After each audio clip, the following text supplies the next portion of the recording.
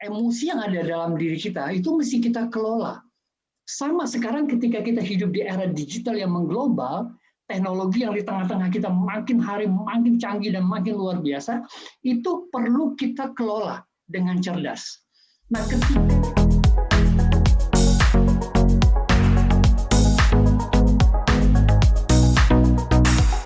tadi kan kita sudah sharing nih Bro Daniel mengenai digital quotient ini penting ya. Secara kalau di dunia itu sesuatu yang berlebih atau sesuatu yang kurang tuh kan nggak baik, harus imbang, harus balance. Nah, awal mulanya kita harus sadari dulu, apakah kita sudah punya digital quotient atau belum. Nah, ada nggak poin-poin atau penjelasan supaya kita bisa sadar, oh ternyata ini toh yang dimasuk digital quotient, berarti saya sudah punya nih, atau ternyata saya belum punya. Silakan Bro Daniel. Ya, Smarisnel Audrey, bahwa antara punya dan tak punya itu memang tipis sekali perbedaannya, gitu ya. Oke. Jadi antara punya dan nggak punya, gitu kan ya. Apalagi kalau kita terlahir lalu ada, gitu. Jadi kita kadang-kadang take it for granted. Ya. Ya, kenapa saya bilang take it for granted? Karena ya udah ada gitu. Contoh anak kecil gitu ya, anak kecil ketika dia lahir, lalu dia main smartphone sampai dia besar, dia sekolah, dia punya smartphone gitu. Tapi dia nggak tahu itu tuh apa sih. Yes. Yang pasti adalah kalau dia mau nonton, dia cari smartphone-nya. Kalau dia mau belajar, dia cari smartphone-nya gitu. Kalau mau apapun, dia pakai smartphone-nya gitu. Kayak gitu ya. Tapi dia tidak tahu itu apa gitu. Nah, ketika dia tidak tahu apa, disitulah bahayanya gitu. Kenapa? Karena di situ ada sebuah kekuatan yang luar biasa dari digital pada saat ini. Oke, kekuatan yang luar biasa. Kekuatan itu kita tidak bicara tentang kekuatan secara negatif saja, tapi kita bicara juga kekuatan secara positif. Nah, kecerdasan inilah yang sebenarnya akan membuat kita menjadikan digital itu sebuah kekuatan positif atau sebuah kekuatan negatif, seperti itu. Ya kan? Nah, kalau kita tidak menyadari,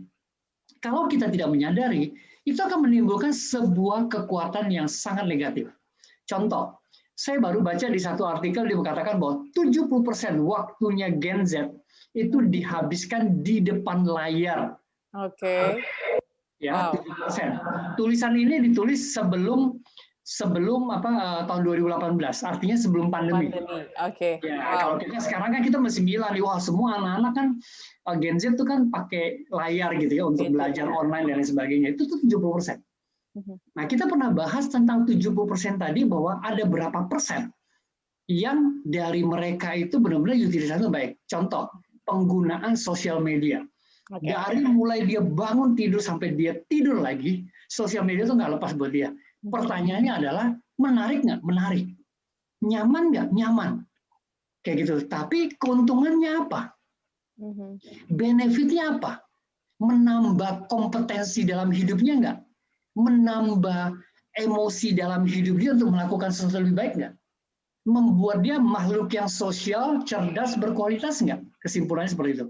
Kalau itu tidak, itu menjadi kekuatan yang negatif. Kenapa? Karena waktunya habis dan dia tidak ada apa-apa. Ya kan? Contoh, kalau Audrey ngantri di satu restoran gitu ya, atau membeli makanan, ngantri sampai 2 jam gitu. Hanya for the sake of food. 2 jamnya habis, nggak terpakai. Padahal setiap orang punya 24 jam aja. Tapi 2 jam itu sebenarnya kita bisa manfaatkan buat yang lain. Nah, kalau itu tidak terpakai, berarti energi kita tuh habis buat ke sana, karena kita tidak paham. Nah, kalau kita paham, itu jadi bagus. Contoh yang paling sederhana, kita bahas beberapa waktu yang lalu juga kan. Sekarang tukang sayur di pasar, dia bisa pakai WA untuk pesan dan lain sebagainya, untuk jualan. Sekarang Instagram kan tidak didesain untuk jualan. Tapi bagi orang Indonesia, itu dipakai untuk jualan. Berarti akan power dong, berarti dia bisa buka toko online. Seperti itu. Kalau dulu kan jualan mesti bikin website-nya berapa juta dan lain sebagainya, desain. Sekarang nggak, pakai Instagram aja. Kayak gitu. Bahkan sekarang di kompleksnya dia pakai WA group gitu, bisa jualan juga. Kayak gitu. Nah, berarti dia udah bisa mengutilisasi itu untuk sesuatu yang dilihat, oh ternyata terpakai. Ternyata punya power, dia bisa jualan. Jadi perekonomian rumah tangganya jalan seperti itu. Tetapi ketika mereka melakukan baik yang positif ataupun yang negatif, Audrey, pertanyaannya cuma satu. Itu sadar atau kebetulan? Umumnya kebetulan. Kenapa? Karena kita bicara DQ itu banyak orang tidak bahas. DQ itu banyak tidak bahas. Kenapa? Karena ketika orang bicara DQ, oh ini buat kaum intelektual. Enggak sebenarnya. Sama ketika kita bicara emotional quotient. Emosi yang ada dalam diri kita itu mesti kita kelola. Sama sekarang ketika kita hidup di era digital yang mengglobal, teknologi yang di tengah-tengah kita makin hari makin canggih dan makin luar biasa, itu perlu kita kelola dengan cerdas. Nah, ketika kita kelola dengan cerdas, artinya kita bisa memilah mana yang baik, mana yang buruk, mana yang berguna, mana yang tidak berguna, mana yang penting, mana yang tidak penting. Karena tidak semuanya harus selalu kita ikut. Seperti itu aja. Oke, menarik ya Bro Daniel ya, karena semakin ke sini kan kecanggihan digital tuh semakin mudah didapat ya. Tapi memang kita sebagai pengguna smartphone tuh banyak yang belum smart untuk melakukan itu ya. Karena apalagi nih, ini kan tadi yang kalau misalnya Bro Daniel bilang perbandingan ya, di tahun 2018 itu 70% kita, kalau misalnya dibandingin ada penelitian tahun ini, tahun 2020 penggunaan mungkin sosial media dan juga dunia digital ini pasti meningkat. Nah, ini juga yang harus kita tingkatkan awareness-nya ya, Bro Daniel, terutama mungkin untuk orang tua yang mempunyai anak di bawah umur, karena ini penting dibangun dari sejak dini ya, Bro Daniel ya. Betul. Nah, ketika kita bicara tentang itu, sebenarnya Audrey, saya baca di beberapa media gitu ya, salah satu yang kita kalau bisa ambil di Kompasiana gitu ya, dikatakan bahwa sebenarnya ada 8 poin kecerdasan digital yang mesti diperhatikan. Menunjukkan kita cerdas nggak sebenarnya. Kita punya DQ nggak? Ada 8 poin, Audrey, sebenarnya. Kayak gitu. Jadi 8 poin ini sebenarnya sangat umum. Kenapa saya bilang sangat umum? Kenapa saya mau tekankan 8 poin ini? Pentingnya kenapa? Karena gini, kita lakukan, tapi kita nggak sadar sebenarnya bahwa itu sesuatu yang oke atau yang baik gitu ya. Atau kita lakukan, kita nggak tahu itu sesuatu yang buruk gitu, Audrey. Kita cuma lakukan aja gitu. Umumnya kita cuma lakukan aja gitu. Saya kasih contoh. Audrey naik motor ya?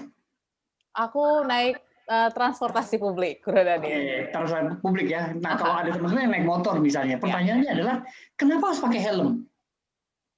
Supaya nggak ditangkap polisi, Pak. Oh iya salah ya. Kan banyak fungsi helm sebenarnya tidak semua orang tahu loh. Kayak kemarin di viral di netizen tuh ada viral tuh, Audrey tahu nggak? Mama naik mobil sama naik sepeda motor di tol.